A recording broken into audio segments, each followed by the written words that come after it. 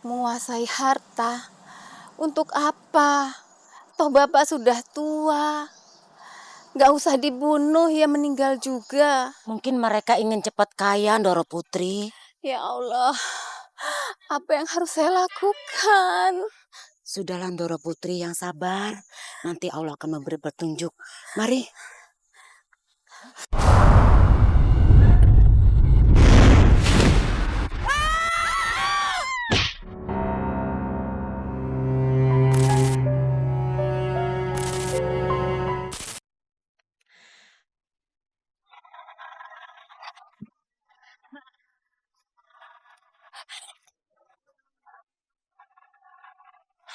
Lembur.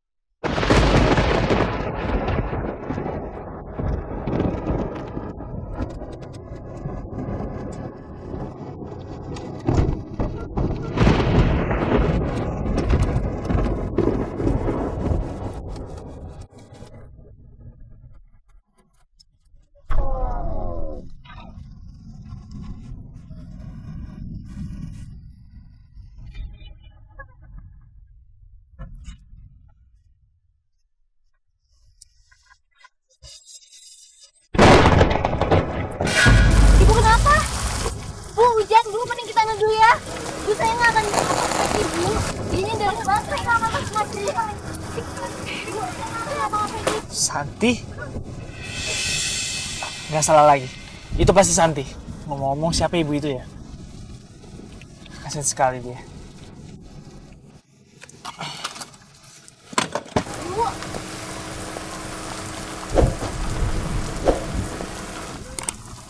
Santi kamu ngapain di sini? Hah? Udah. Mending kita masuk ke mobil aja yuk. Aduh, nggak usah, aku bantu aku yuk. Udah nggak apa-apa ya masuk ke mobil buruan. Yuk, udah banget.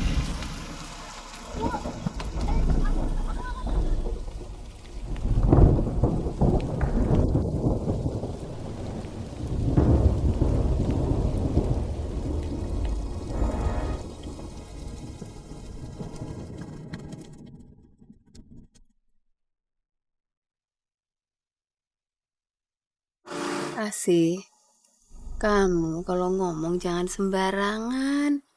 Harus dijaga. Nyuwun ngapura, Ndoro Putri. Dalam bertahun-tahun memendam semua ini, Ndoro Putri. Dalam gak berani bicara kalau tidak ada bukti-buktinya, Ndoro. Kamu yakin kalau Retno dan anaknya dibuang sama Ruri dan Murni? Saya berani sumpah, Ndoro. Kalau saya bohong, kaki saya bisa lumpuh. Saya dengar langsung dari pembicaraan Den Ayu Murni dan Den Ayu Ruri. Aku tahu hatinya Ruri dan Murni gak bersih. Gak seperti Retno. Apa keuntungannya mereka menghilangkan Retno dan anaknya? Bukankah Ruri punya anak laki-laki yang menguasai 75% dari warisan almarhum bapak?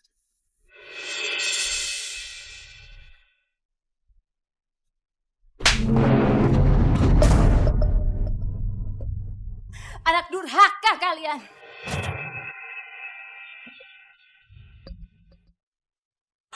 Kok ibu tega sekali menuduh saya dan Ruri yang melakukan hal seperti itu, Bu? Kita tuh nggak tahu Retno itu ada di mana dan kita juga nggak tahu anaknya ada di mana, Bu. Iya, Ibu.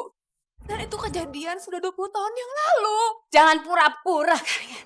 Ibu punya sumber yang kuat. Itu adalah rencana jahat kalian berdua. Jangan-jangan 20 tahun yang lalu bapak meninggal itu karena ulah kalian. Sadar, Ndoro, jangan. Istighfar, Ndoro, ya Allah.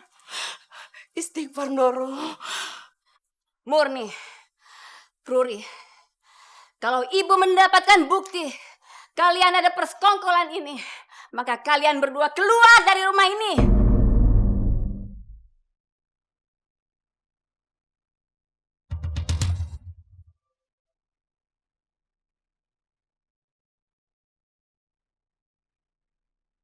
Ya Tuhan, jangan-jangan benar meninggalnya Bapak secara mendadak 20 tahun yang lalu ada campur tangan Ruri sama Murni.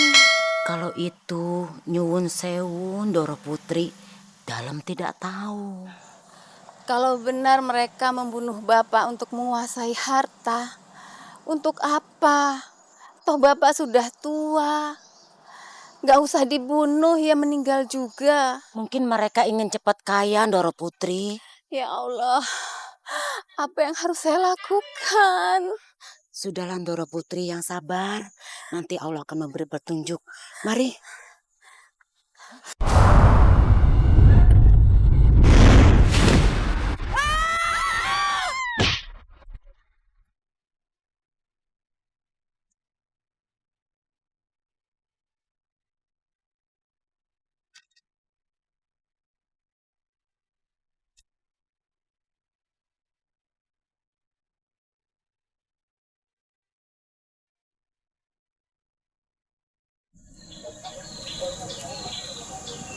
Gimana?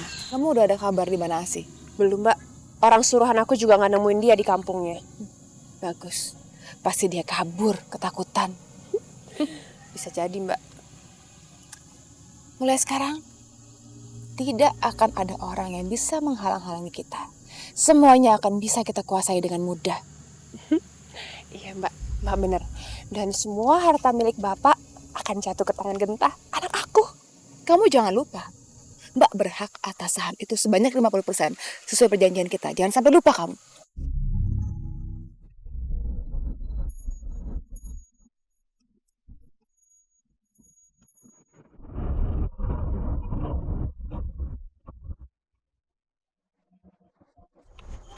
Kenapa sih? Ini tuh menyangkut hubungan kita, sayang. Udah males. Kamu gak bisa gitu dong. Kalau ada masalah ya kita omongin baik-baik. Yang penting hubungan kita tetap baik, sayang. Aku rasa hubungan kita tuh gak akan baik lagi. Karena di antara kita tuh ada yang gak jujur. Ya, jujur. Iya. Aku udah tahu kok semua ini. Hah?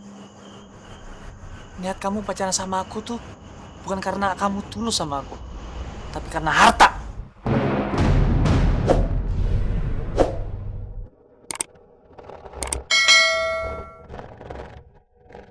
Ya kan?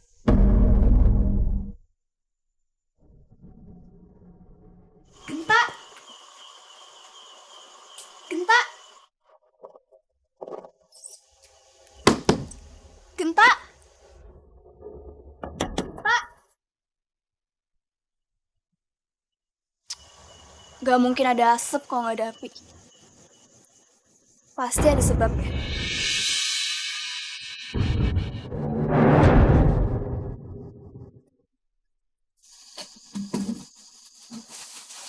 Genta.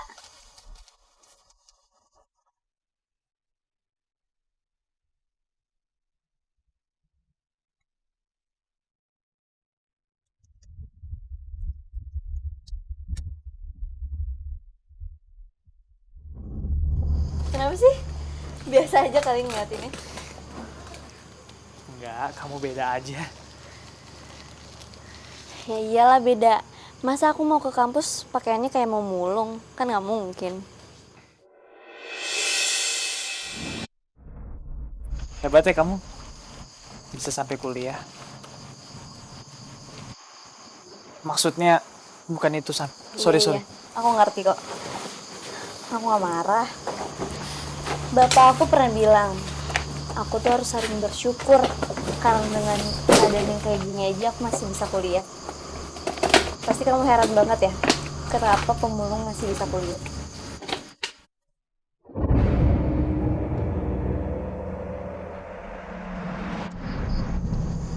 Ya udah.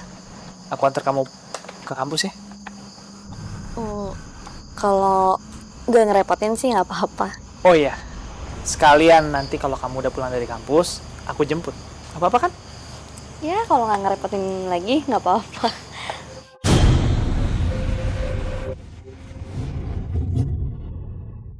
Tapi nanti aku telepon ke kamu.